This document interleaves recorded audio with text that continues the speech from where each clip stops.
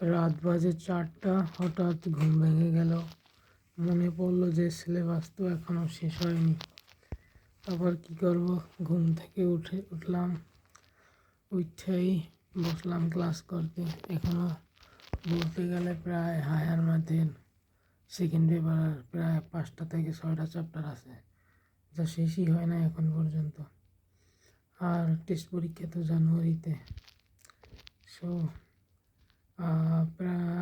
Target নিয়েছিলাম যে 10 তারিখের মধ্যে, ডিসেম্বরের 1 থেকে 10 তারিখের মধ্যে সেকেন্ড পেপার শেষ করব। এখনও 4টা চ্যাপ্টার আছে। আমি একটা চ্যাপ্টার দেখছি 5 দিন বইয়া, আর 4টা চ্যাপ্টার এখন 2 দিন বই দেখা লাগবে। এমনি পারি আমার শেষ করতে হবে। এই 2 দিনে আমি টানা ক্লাস দিকে শেষ করবো।